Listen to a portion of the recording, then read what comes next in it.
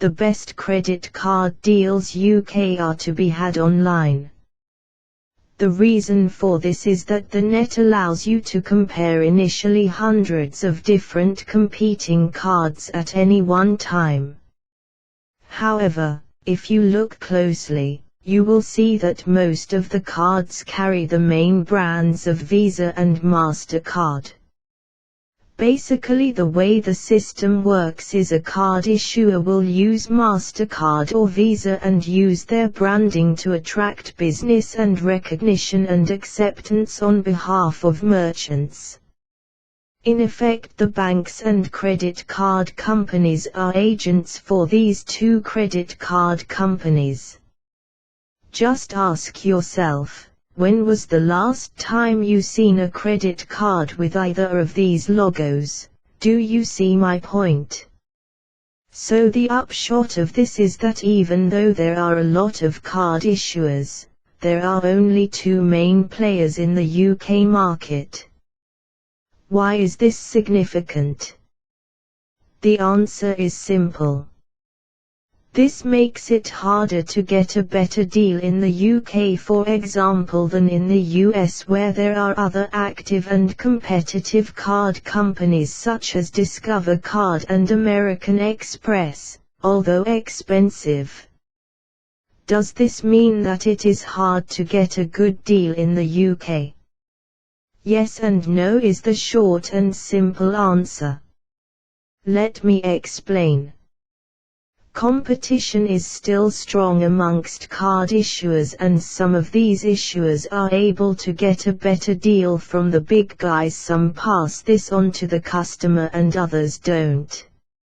In order to get the best rate, you have to take a few factors into consideration. 1. What is the April on the card? 2. For what time period? 3. Are there any transfer fees on balance transfer? 4. Are there any penalties for late or missed payments resulting in the card April going to a high punitive rate? What looks like a fairly attractive offer can in fact be a bad deal, so it is vital to find out the above listed information to make an informed decision. When is a deal the best deal? The best deal is when all the above mentioned factors, low April, low to no transfer fee, a period that should be 6 months or greater, and no hidden punitive clauses hidden in the terms and conditions. If there is a tick beside all these points, then the card is worth applying for. The application is very straightforward. It's just basically filling in an online application form. One of the great benefits of filling out an online application form is that you will usually get an instant decision, within a few minutes at the most. If, however, you are turned down, a good thing to do first is to ask for a copy of your credit record, to see if something is wrong.